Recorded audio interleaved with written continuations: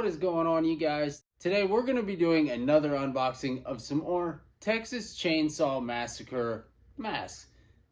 This one being the Texas Chainsaw Massacre's Pretty Woman leather face mask from Rubies. But this one is the collector's edition. Came in a very fancy box with some cool box art. And it was sold at Walmart for around 80 bucks, I think it was. I'm not 100% sure. I did not pick this up at Walmart because they do not sell these any longer. I'm not real sure, but a whole lot of stuff has been going on with the license and the rights to making this mask. That's why Trick or Treat Studios is no longer doing these, and I do believe Rubies now has the rights to it, and they are doing some of the runs of these. But I haven't seen any as of lately, and it seems like all of these are really hard to come by.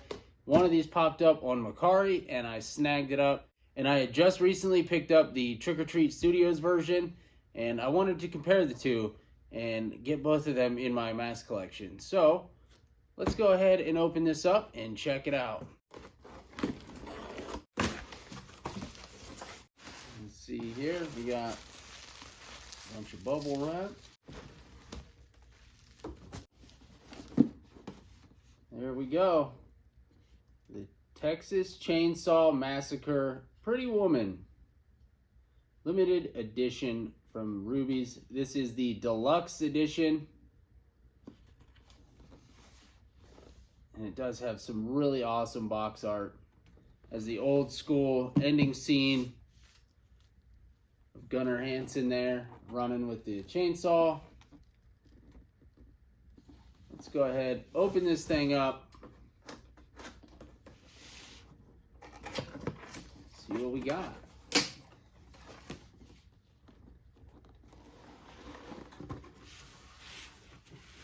Give you guys the first full-on look here.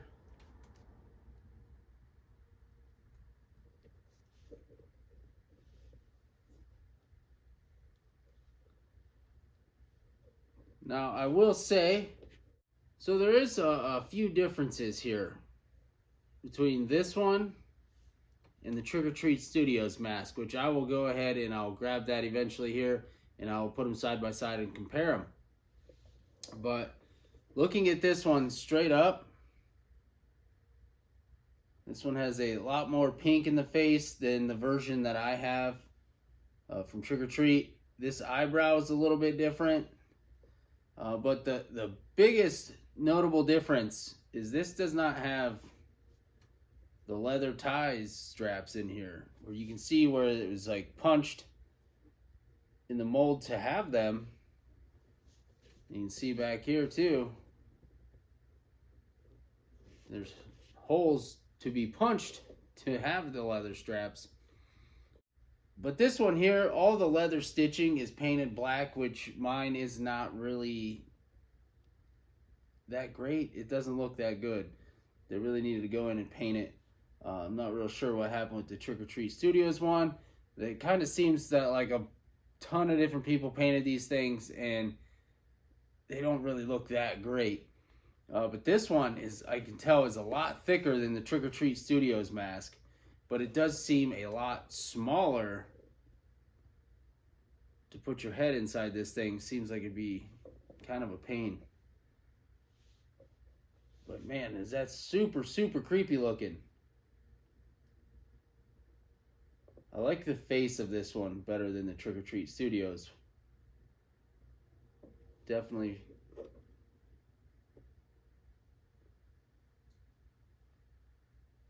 This one, I think, too, just has a little bit too clean of cuts, where the Trick or Treat Studios is more movie accurate, and it's based off the Connor DeLess model, which is straight from the film, as good as you're ever gonna get. But this, I think this is I like the paint job on this.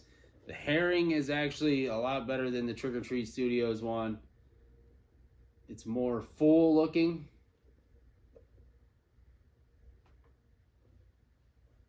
Obviously being smashed in a box for so long, it doesn't look the greatest. But it's more full. than the Trick or Treat Studios one.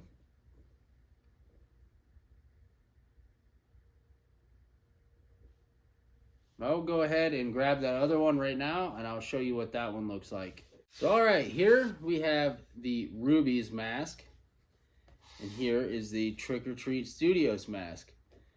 Now, as you can see, this one does have, the hair is all right on this one. It's just not as full in luscious locks. It's just not as full as this one. This one's kind of more, I don't know. This hair is kind of a little more firm, but you could put some hairspray in this thing and get it to stand up. But this one, like, they painted it with the hair on it, as you can see. Like, the hair was painted. The paint job on this just doesn't really look that great, and it kind of killed the look, I think, a little bit here. Like, you can't really, I mean, you can see the stitching, but it's not black. This does have actual hair on the eyebrow, but you just don't see any of the stitching above the eye. And this one is like a lot smaller, but it opens up and it does fit your face rather nice.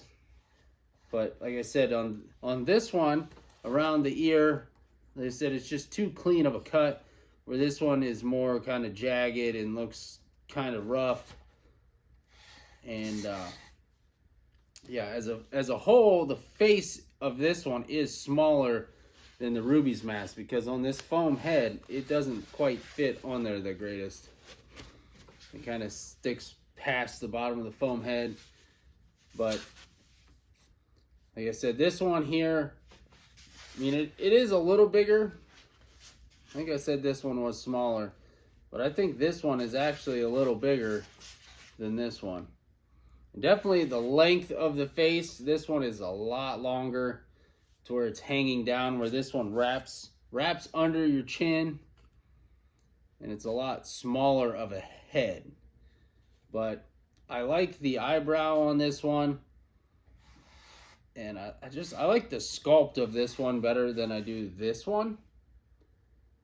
But I love the paint job on this one more than this. Like, I feel like, I mean, this one is a tag, so it hasn't been painted. This was painted at the factory like this. It's just, I'm not a fan of this paint job. But it is a lot smaller height-wise, if you look at them. It is a smaller mask, but I don't know. Either way, I like both of these. These are both really cool looking. But this one,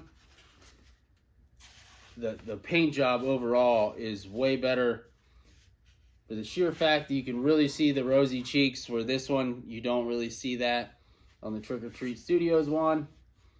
And the stitching really stands out on this one versus that one. The stitching's a lot bigger. Looks like they used kind of like a leather strap. But like I said, this one here doesn't even have the leather straps to tie the face together like this one does from Trick or Treat Studios. I mean, they could have added it right here. They have the dimples where this stuff was supposed to go. You put the straps in, done.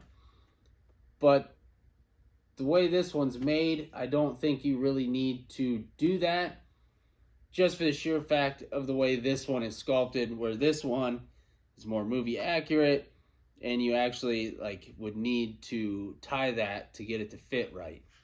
I guess let's go ahead and we'll try this bad boy on.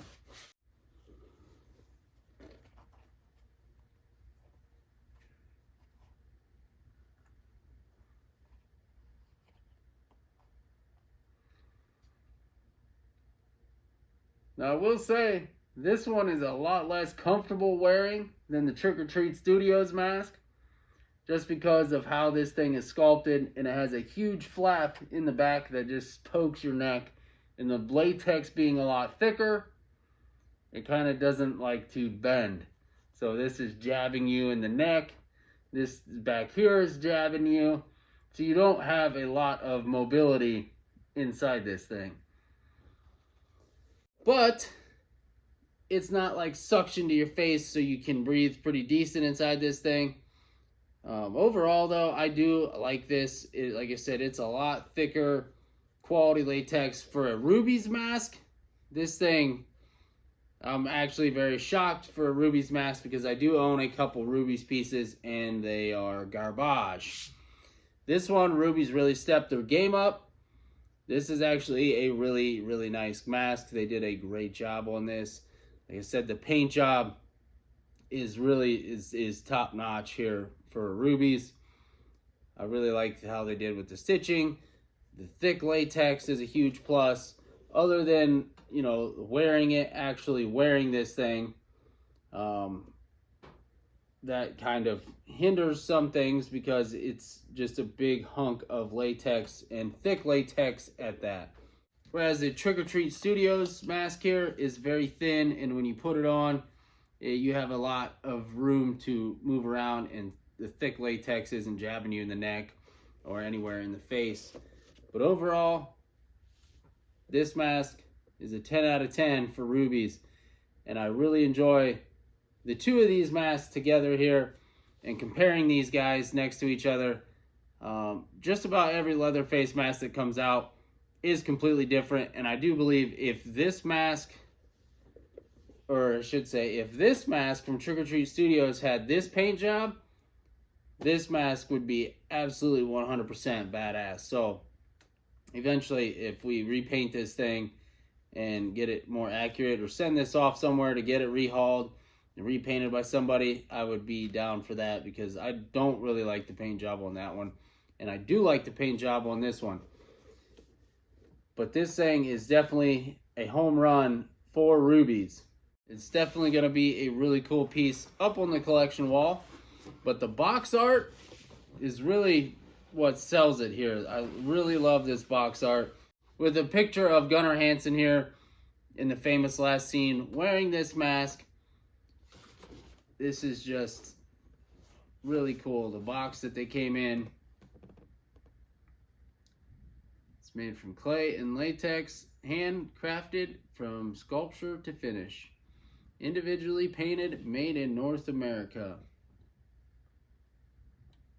It's funny, it says that, and then on the mask it says made in Mexico. Womp womp womp. But that is going to do it for this video for the Rubies Deluxe Edition collector's piece of the Leatherface Texas Chainsaw Massacre Pretty Woman mask. Let me know down below in the comments what you guys think of this mask, or what you think of the Trick or Treat Studios mask. Let me know down below in the comments what you guys think of this mask. And if you can find it online, I would say for under $100, go ahead and pick it up. If you're into Leatherface as much as I am, and you like the whole Texas Chainsaw Massacre series, definitely a solid score and a great piece for the collection. Remember, like, share, subscribe. Leave me some comments down below what you think of this or this one. And I will catch you guys on the next video. Thanks for watching.